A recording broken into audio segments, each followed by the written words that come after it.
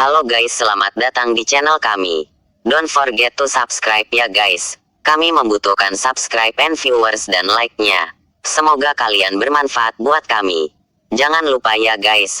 Please jangan lupa klik tombol subscribe guys. Karena subscribe itu gratis. 122. Nasik dan mansuk. Imam Huraisy mengemukakan, perkataan ini diambil dari ungkapan Abi Hasan bahwa, kandungan Al-Quran itu terdiri dari 6.660 ayat. Perinciannya sebagai berikut. 1000 ayat mengandung amar, perintah.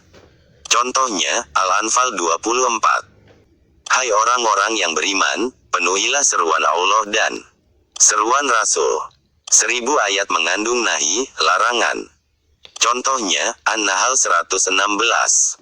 Dan janganlah kamu mengatakan terhadap apa yang disebut-sebut oleh lidahmu secara dusta, ini halal dan ini haram. 1000 ayat mengandung wa'ad, janji pahala.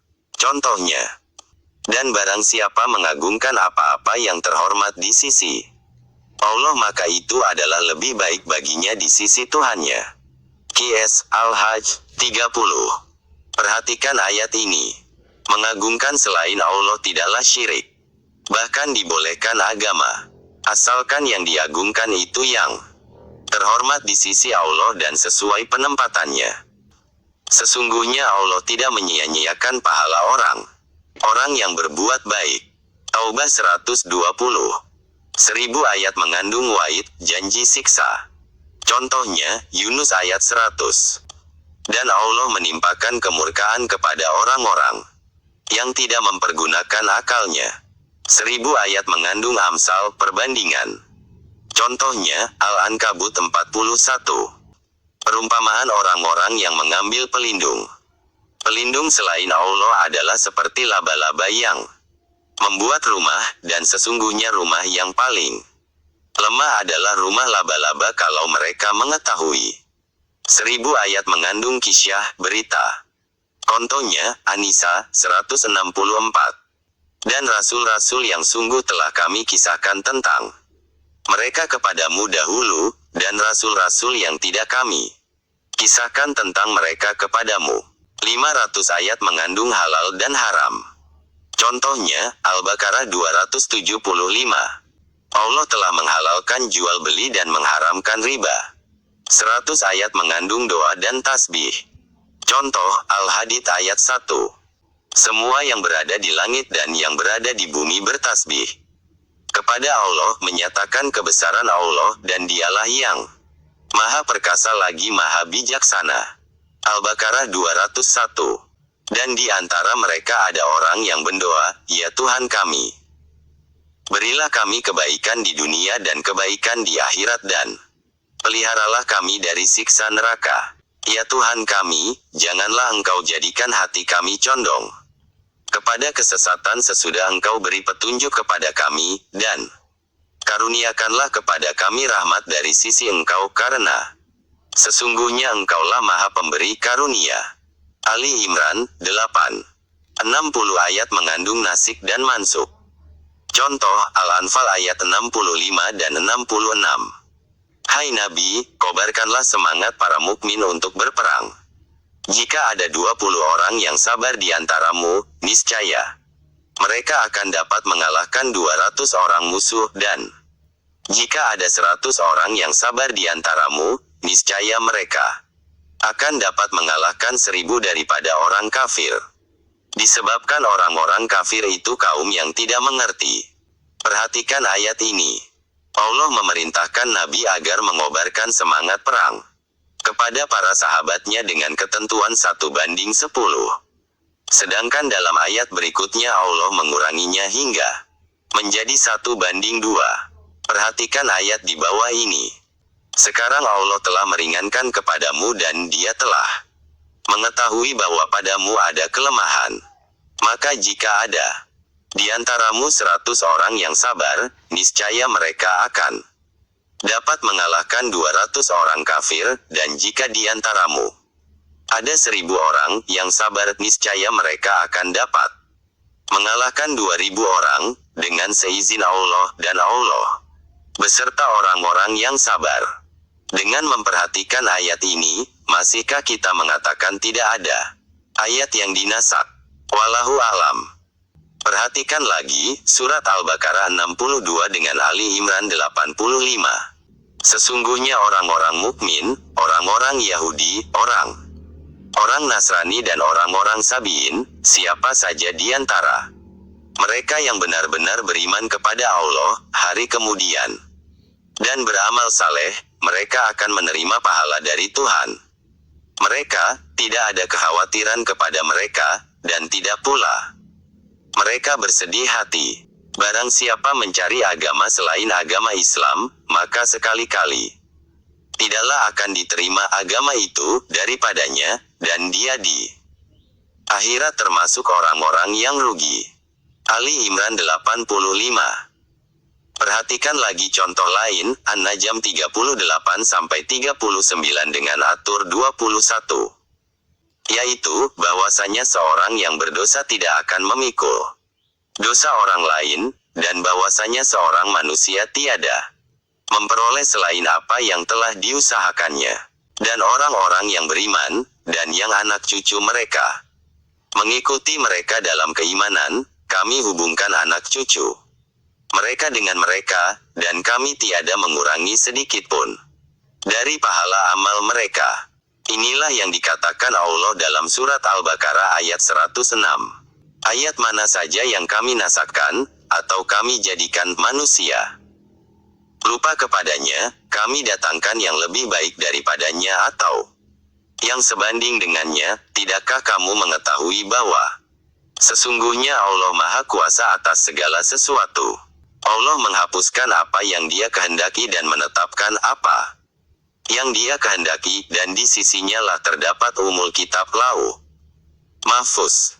Ar-Ra'd 39. Dan apabila kami letakkan suatu ayat di tempat ayat yang lain sebagai penggantinya, padahal Allah lebih mengetahui apa yang diturunkannya, mereka berkata, sesungguhnya kamu adalah orang yang mengada adakan saja, bahkan kebanyakan mereka tiada mengetahui. An-Nahl 101. Nah, ketika Allah memerintahkan kita agar ikut Al-Quran, tentu kita juga wajib mengikuti aturan ini, yaitu ayat-ayat yang sudah dinasakkan. Jangan lagi diambil sebagai dalil untuk menetapkan hukum. Kita hanya wajib mengimani dan membacanya saja. Hal ini bukan hanya pada ayat yang dinasak saja, tapi juga berlaku pada ayat-ayat yang mutasyabihat, seperti Alif Lam Mim, Alif Lam Ra. Kita tidak dituntut mencari mananya, hanya kita wajib mengimaninya saja. Inilah yang harus kita fahami dengan baik. Qultu wallahu alam. Allah berfirman, dan Allah menimpakan kemurkaan kepada orang-orang yang tidak mempergunakan akalnya. Yunus 100. Maka mengapa orang-orang itu, orang munafik, hampir-hampir tidak memahami pembicaraan sedikit pun. An-Nisa 78. Nisfu Syaban. Syaban adalah bulan pendamping Ramadan, karena Ramadan itu didampingi oleh 2 bulan, yaitu Syaban dan Syawal. Saya ingin mengistilahkan saja bahwa Syaban itu adalah bulan pembekalan, di mana pada bulan itu orang-orang yang ingin berpuasa hendaklah menyiapkan bekalnya setidak-tidaknya sejak di bulan itu. Saya mengatakan hal yang demikian dikarenakan melihat lafaz ayat dalam surat Al-Baqarah ayat 183 yang artinya, wahai orang-orang yang sudah beriman. Kata-kata amanu dalam ayat ini menunjukkan kematangan iman seseorang dalam rangka mempersiapkan diri untuk menuju Ramadan yang akan dijalaninya, sedangkan pada bulan Syawal adalah masa di mana kita melihat hasil yang kita perbuat selama bulan Ramadan yang lalu. Makanya di 1 Syawal itu disebut fitrah, yaitu kembalinya kita kepada kesucian. Namun tidak semua orang yang berlebaran pantas disebut fitrah, sebab hakikat fitrah itu hanya untuk orang-orang yang menjalankan Ramadan mereka dengan baik. Tentunya seseorang tidak akan bisa istiqomah di bulan Ramadan, jika pada bulan sebelumnya tidak beriman dengan baik. Kalaulah dalam bulan Ramadan dan Syabannya bermasalah, tentu akan gagallah mereka untuk mendapatkan fitrah di bulan Syawal.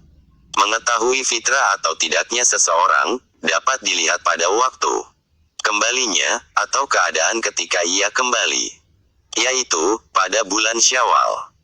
Adapun tentang pekerjaannya selama ini, tidak perlu kita tanyakan, kita hanya cukup mendengarkan apa yang mereka bicarakan. Pertimbangan kami adalah, cerita seseorang tentu tidak jauh dari apa yang selama ini dikerjakannya. Kalau dia orang yang ahli ibadah, ia akan menceritakan hal-hal yang berkaitan dengan ibadahnya, sebab seorang nelayan tidaklah mungkin menyibukkan diri dalam menceritakan memanjat tebing, berburu rusa, apalagi menanyakan harga duri landak dan kulit terenggiling. Pembaca yang baik hatinya, tolong tanyakan pada diri Anda, apakah yang Anda ceritakan selama ini, cerita Anda tidak jauh dari apa yang Anda kerjakan. Wallahu a'lam. Menjalankan Ramadan tidaklah semudah membalikan telapak tangan. Hal ini membutuhkan ilmu, ketenangan dan kesabaran. Nah, oleh karena ada kesulitan di dalam mengerjakannya, makanya Allah memberikan jalan keluar dari itu semua, yaitu waktu ijabah yang merupakan solusi dari Allah untuk kita, karena Allah tidaklah menyulitkan hambanya. Sebagaimana yang dikatakan Allah dalam Quran, Allah menghendaki kemudahan bagimu, dan tidak menghendaki kesukaran bagimu. Al-Baqarah 185. Kemampuan manusia tidaklah sama, dengan demikian tidak semua orang membutuhkan solusi ini. Tetapi bagi kita yang menyadari bahwa Allah menjadikan kita itu sebagai manusia lemah, apalah salahnya mengambil solusi ini, agar tidak sombong dan agar tidak lekas mengakui kita ini sudah baik. Sebab di dalam kitab Al-Hikam pada Kalam Hikmah nomor 200 ada disebutkan sebuah hadits, ada orang bertanya kepada Aisyah, kapan seseorang itu menjadi jahat?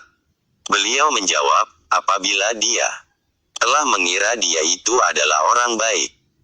Beliau mengatakan ini bukanlah sebuah pengungkapan belaka yang tidak ditemukan siapa pelakukannya. Kita tidak usah jauh-jauh mengambil contoh, lihat saja saat ini, masih banyak orang-orang di luar sana yang anti dengan nisfu Syaban. Pembaca yang budiman, Anda bisa perhatikan, bagi orang-orang yang anti dengan nisfu Syaban, perhatikanlah mereka, ada sedikit sombong dan mengklaim bahwa mereka sudah benar-benar baik dan merekalah Islam yang sebenarnya. Makanya mereka mempunyai gaya yang sama, yaitu selalu membitahkan orang lain, mengatakan orang lain sesat DCB. Dan kita khawatir atas sikap mereka yang tidak henti-hentinya membitahkan orang lain itu, seperti apa yang dikatakan Nabi ini, yaitu sebuah hadits dari Abi Hurairah. Nabi bersabda, artinya, cukuplah seorang itu daripada kejahatan bahwa diremehkannya saudaranya yang muslim. Setiap muslim atas muslim lainnya adalah haram darahnya, hartanya, kehormatannya. Hari Muslim menjalankan nisfu Syaban bukan pekerjaan yang tidak ada keterangannya. Dalam sebuah hadits dari Ali bin Abi Thalib, Rasulullah bersabda, apabila datanglah malam nisfu Syaban, maka hendaklah salat pada malamnya dan berpuasa pada siangnya, karena Allah akan turun pada malamnya ke langit dunia. Allah mengatakan, adakah orang yang meminta ampun kepadaku, niscaya aku ampunkan. Adakah orang yang minta rizki kepadaku, niscaya aku berikan. Adakah orang yang diuji, maka aku selamatkan. Adakah hingga terbit fajar. Hari Imam Ibnu Majah. Sedangkan dalam hadits dari Abi Musa al-Asy'ari dengan sanad yang baik, Rasulullah bersabda, sesungguhnya Allah datang pada malam nisfu Saban untuk mengampun hambanya yang minta ampun kecuali orang-orang yang musyrik atau orang yang bermusuhan pendendam. Hari Ibnu Majah Jil 2 Hektolumen 73.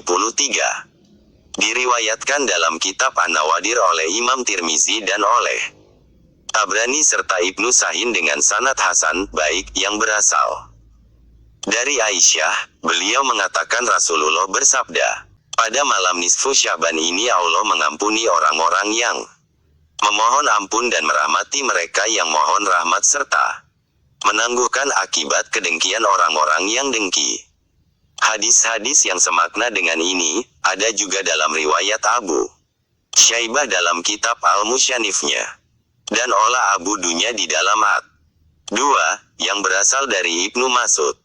Begitu juga Ibnu Jarir dan Ibnu Munzir dan Tabrani meriwayatkan juga hadits tersebut dengan lafadz yang tidak berbeda. Setelah kita ketahui besarnya fadilah menghidupkan nisfu Syaban dan beramal pada malamnya adalah merupakan kebaikan, tahukah Anda? Semua itu guna untuk apa? Jawabannya, perhatikan ayat ini. Sesungguhnya perbuatan-perbuatan yang baik itu menghapuskan dosa. Perbuatan-perbuatan yang buruk, itulah peringatan bagi orang-orang yang ingat. Hud 114. Kecuali orang-orang yang bertaubat, beriman dan mengerjakan amal saleh, maka itu kejahatan mereka diganti Allah dengan kebajikan, dan adalah Allah Maha Pengampun lagi Maha Penyayang. Furqan 70. Sesungguhnya Allah tidak menyia-nyiakan pahala orang yang berbuat baik. Taubah 120. Wallahu alam. Terima kasih ya guys sudah mengunjungi channel kami dan menonton sampai akhir video. And don't forget to subscribe. Semoga video ini bermanfaat. Jangan lupa ya guys, please jangan lupa klik tombol subscribe guys, karena subscribe itu gratis. Dan semoga yang sudah subscribe selalu mendapatkan rezeki yang berlimpah.